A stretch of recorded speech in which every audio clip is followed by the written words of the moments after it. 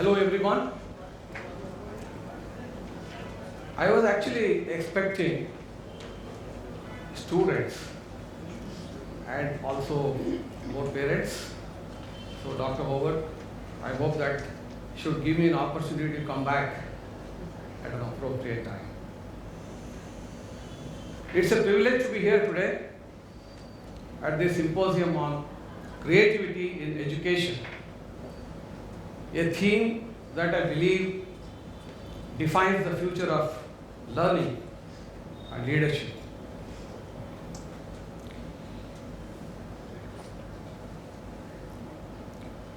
When we think of creativity, we often imagine art, music, or design. But creativity is far broader. It's about thinking differently, imagining possibilities, and finding new paths where none seem to exist. Today I would like to take you on a journey, one that connects creativity, dreams, and success through some fascinating stories and timeless lessons. Let me begin with one that I often share in my workshops and counseling sessions. A story that began about 100 years ago. Nearly a century ago, a young journalist named Napoleon Hill was given an extraordinary opportunity to interview one of the richest men of his time, Andrew Carnegie in the US. Carnegie was not only a successful businessman, but also a visionary. During that meeting, he posed a remarkable challenge to Hill, saying, "I will introduce you to the most successful men and women of our time. Study them, meet them, interview them, find out what makes them different, and then share that formula with the world." Hill accepted the challenge.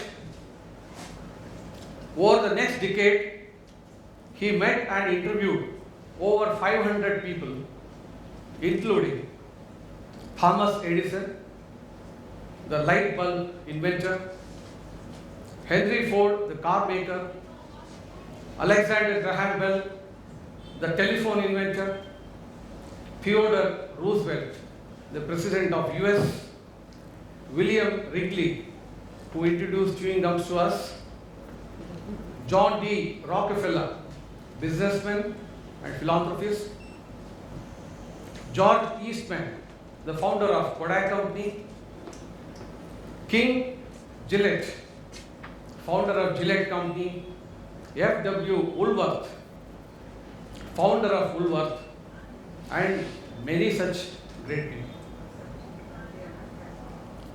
Thomas Edison's story inspired one of Hill's core principles: persistence.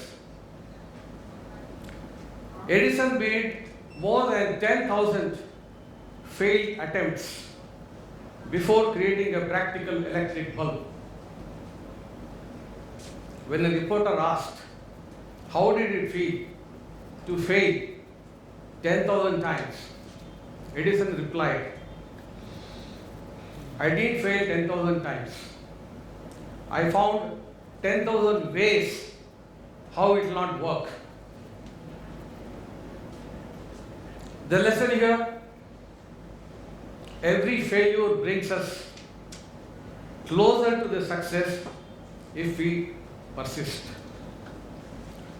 A perfect message for all of us is creativity is not about being right the first time. If we persist,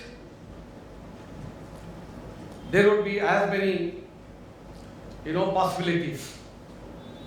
So Hill met over 500 people of that era, and therefore there would be over 500 stories.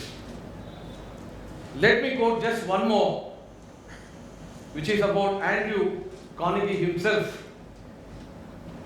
Carnegie, who started as a poor steel mill worker, became one of the wealthiest men of his time. He believed that knowledge and wealth are meaningful only when shared uplift others. He said, "No man can ever become rich without enriching others." This is worth remembering and repeating. No man can become rich without enriching others. He spent the later part of his life building libraries, universities, and foundations that continue to benefit millions even today. The lesson here: creativity and success should always have a purpose larger than oneself, to make a positive difference in society. The United Nations Sustainable Development Goal, SDG goal number 4, is about quality education and reminds us of the higher purpose to ensure quality education for every child. Each of us as educators, parents and students can play a role in bridging that gap through compassion, innovation and creative thinking, because even today 272 million children worldwide are still out of school.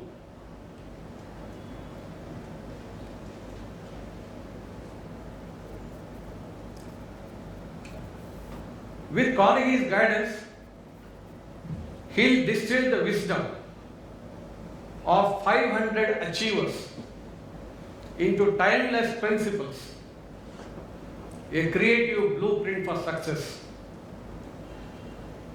eventually published as Think and Grow Rich in 1937. Despite being written during the Great Depression, the book sold billions of copies. The book also features in author, speaker and leadership coach John C. Maxwell's must-read books. So far, estimated to have sold over 100 billion copies, it continues to inspire entrepreneurs, educators and dreamers worldwide, a proof that creative ideas are timeless. This book is not about money as the title implies. It's about the mindset. Here are some key lessons relevant to education and personal growth. 1. Desire. Everything begins with a burning desire, the why behind your dreams. 2. Faith. Believing in the unseen, whatever the mind can conceive and believe it can achieve. 3. Imagination. The workshop of the mind where creativity transforms ideas into reality. 4. Specialized knowledge. Success comes from continuous learning, and not just in classrooms but through every experience. 5. Persistence, because every great idea faces resistance before it becomes real. 6. Mastermind alliance. Collaboration with people who uplift your thinking. Now, each of these lessons directly applies to creative education, where curiosity, collaboration, and courage to think differently are celebrated.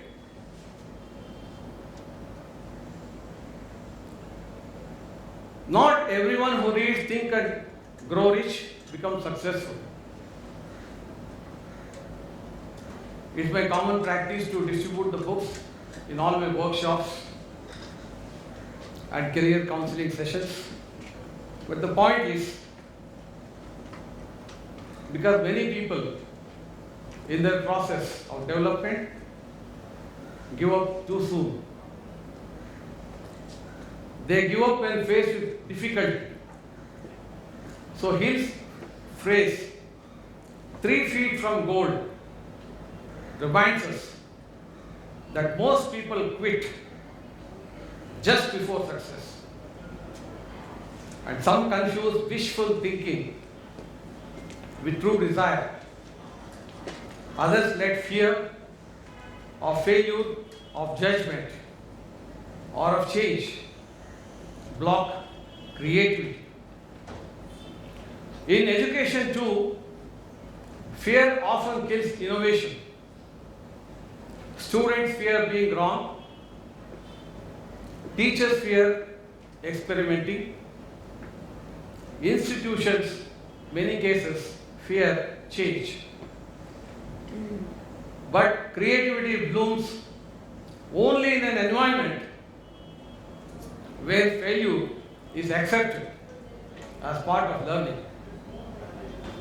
Let me touch upon another important debate which is very relevant of STEM versus STEAM education, or careers as Techies versus Fuzzies. STEM, which is science, technology, engineering and mathematics education, is strongly and increasingly emphasized all over the world, particularly in India. This global focus is driven by the recognition that STEM experience is crucial for national development, economic competitiveness, innovation, and addressing complex global challenges. However, the question is whether STEM education is a hindrance to creativity and nurturing talent. The question seems valid to an extent, and therefore there is a global push to integrate arts, which is philosophy, humanities, design, languages, etc. into STEM, creating STEAM, which highlights the recognition that combining creative and analytical thinking can lead to more holistic and innovative solutions. In his much debated book, The Fuzzy and the Techie, Why the Liberal Arts Will Rule the Digital World, the celebrated writer Scott Harley describes techies as anyone who studies and picks up a career in STEM, which means science, technology, engineering, mathematics, and fuzzies are those in liberal arts. While technology is necessary to build our businesses, including startups, it's critical to gain an understanding of human behavior, needs and wants, and communication and collaborative skills. Anand Mahindra, Chairman, Mahindra Group, says, Hartley makes a timely and compelling case for humanities and humanness in an era of the coder and the engineer.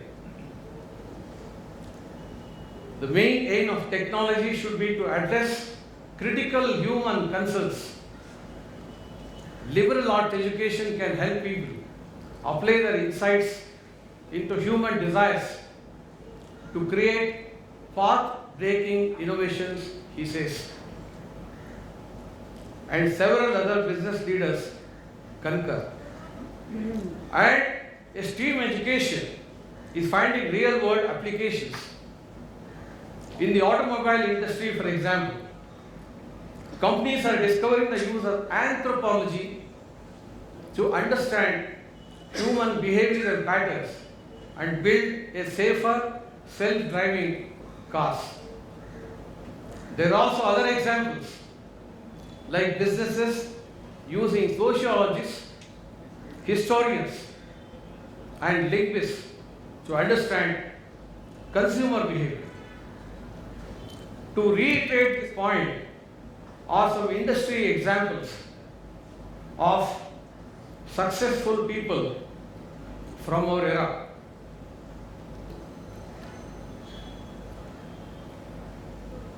Stuart Butterfield of communication platform Slack studied philosophy. LinkedIn founder Reid Hoffman also studied philosophy. Peter Thiel, founder of PayPal, studied philosophy and law.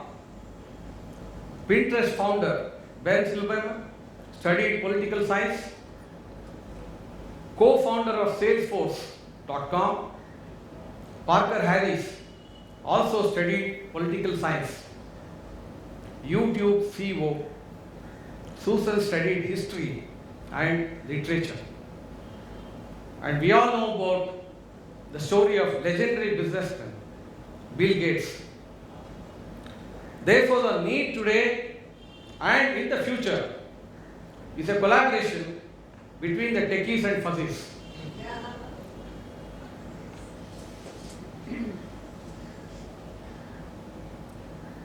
Every great achievement begins as a dream. From the Wright brothers' flying machine to India's Chandrayaan landing on the moon. Because dreams ignite faith. Faith fuels determination.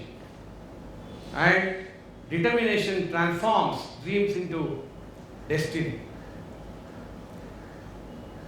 As educators, parents, and students, we must dream big, because dreaming is the first act of creativity.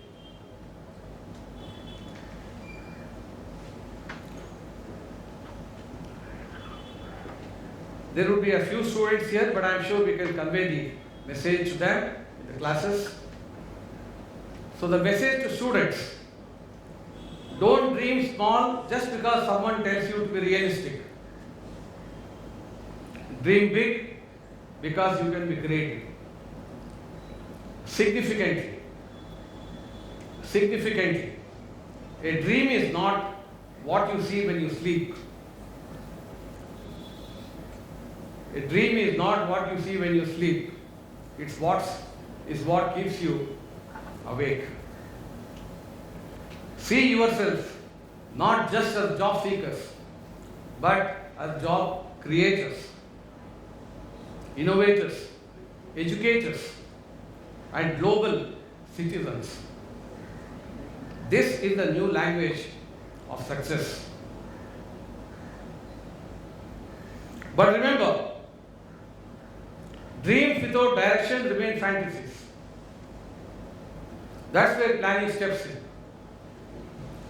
So to the students, what we need to communicate: plan your studies, projects and goals, but keep room for improvisations. A creative person must also be disciplined, because creativity is not chaos. It is structured imagination.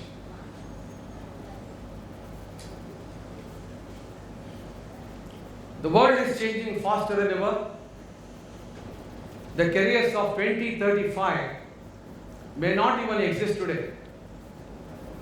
Moving away from skewed STEM careers to broad-based STEAM careers is therefore a future necessity.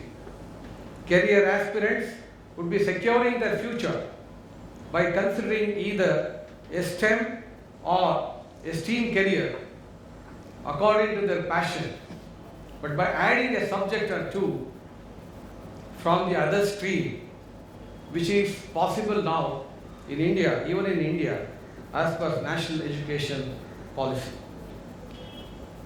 And I want to mention two specific careers with huge manpower shortage and in demand.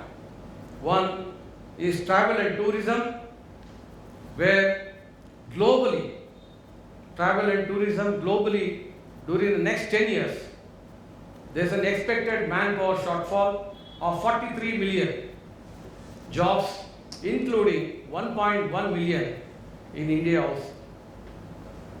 And the second is prompt engineering, which is the backbone of artificial intelligence. Because the more detailed prompts we give, the better is the output. And incidentally, these two careers arise mainly from a background of liberal arts.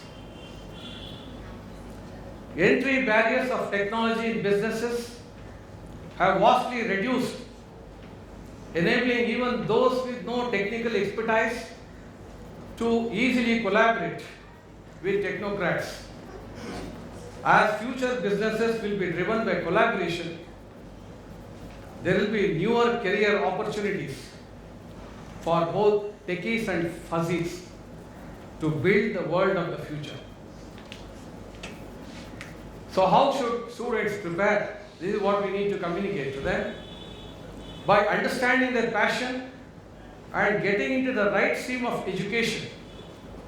Importantly, students must also develop not just current skills, but also future skills like adaptability, problem solving, digital literacy, emotional intelligence, critical thinking, and creativity, the theme for today. And equally important, by learning to use artificial intelligence as an empowering tool, one that helps us to work smarter, faster, and more creatively. Employers today seek learners, not knowers. Think of a student's career not as a straight line, but as a creative journey of discovery.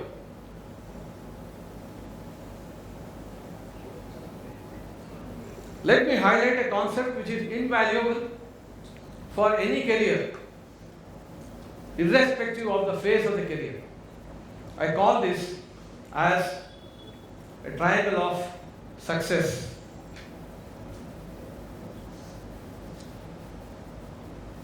Sorry, I think we missed.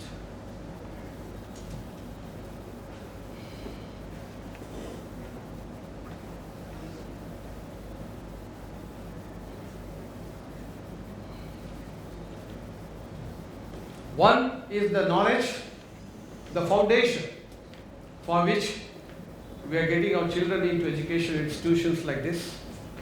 So knowledge, which is continuous learning, to learn something new every single day. Second, skills, which are the soft skills, the life skills, and specifically career-oriented skills to stay ahead of change as technology waits for none. Third, and most important in the chosen career, is the positive attitude.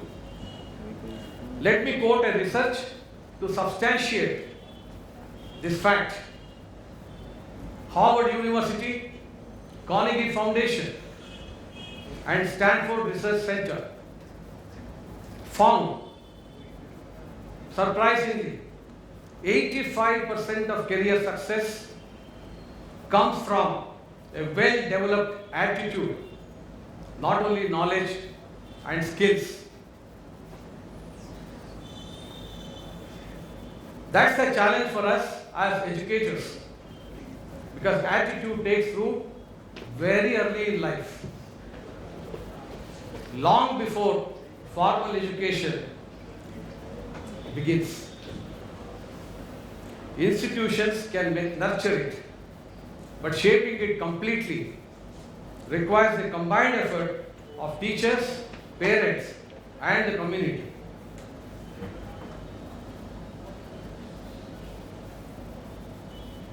During my long corporate career in leadership roles in the Tata Group and other reputed companies, I encountered a common problem of finding the right people.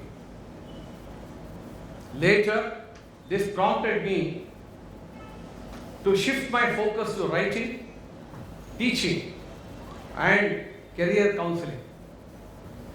Apart from management subjects, I had the wonderful opportunity to teach globalization, media and social change, subjects with Long Island University, New York.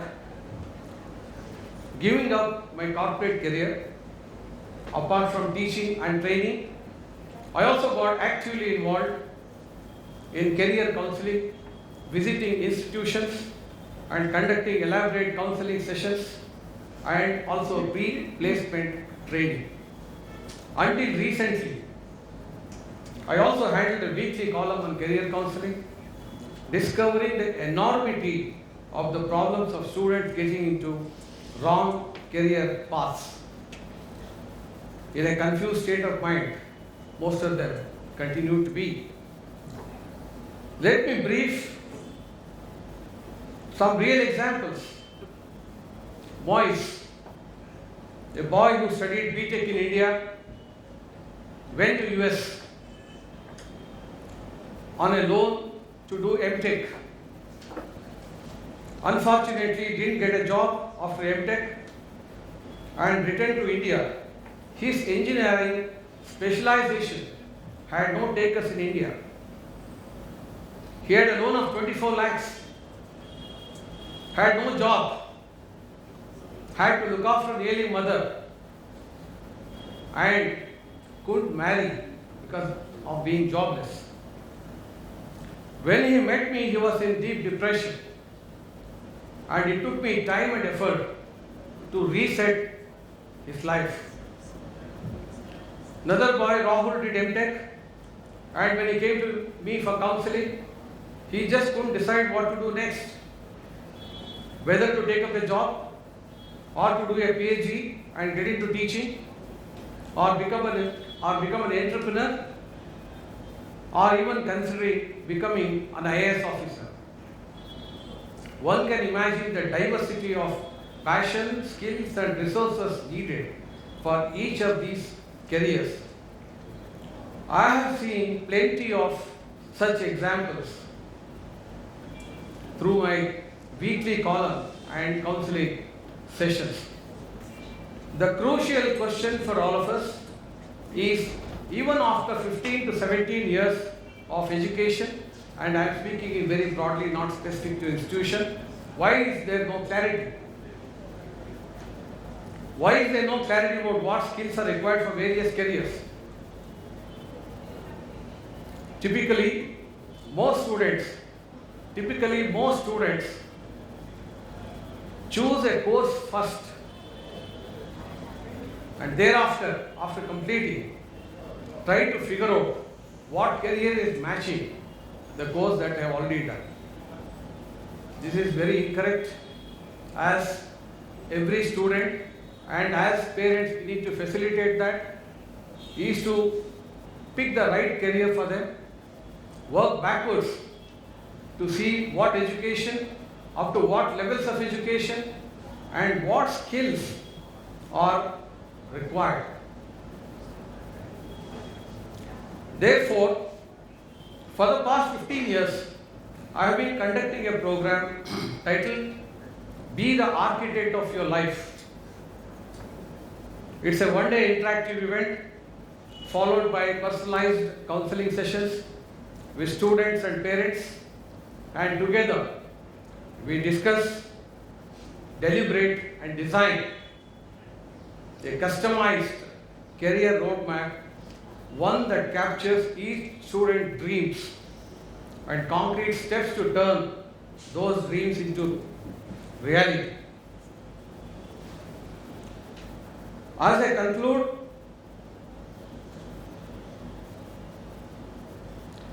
conclude, let me place in the backdrop briefly how the world of employment is changing. There are 5 key points, and I'm just going to name them so that I don't exceed the planned duration of this session. 1. Global instability. Today we are in the times of extreme global instability, not merely physical wars. Tariff wars are more deadly. Second, churning of job profiles and skill sets required due to technology, including automation and AI, and rapidly changing consumer preferences, which has led to mass downsizing. Recent examples of Techies and Amazon together affected 26,000 employees.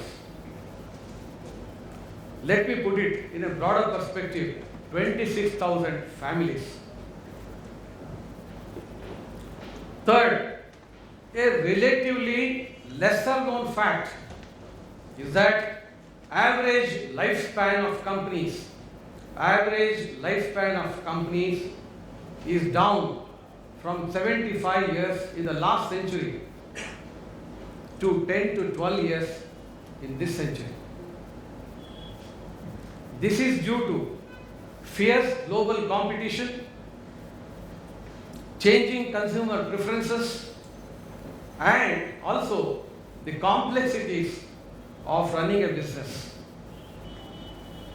Fourth factor, the US education and employment options have reduced, at least for now, due to multiple factors, which is leading or will lead to more supply in the Indian market,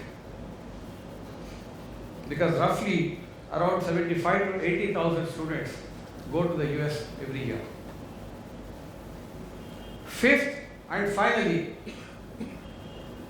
9 out of 10 startups are failing. 9 out of 10 startups are failing today, essentially due to failure to identify and fill what we call as institutional voids. Sadly, more startups are in the wrong race. The race to focus on valuation and not sustainability. I'm sure we all appreciate not only the changing landscape of employment, but the larger implications on global development, equality, inclusivity, and quality of life. Let's remember, education is not a race for marks or degrees. It's about lighting the spark of curiosity, imagination, and the courage to be different and adaptability. I want to recall a popular quote from my years in Tatas. This is a popular quote from my years in Tatas, which is, if the rate of change outside is greater than the rate of change inside, then the end is in sight. Napoleon Hill's message aligns beautifully with today's theme,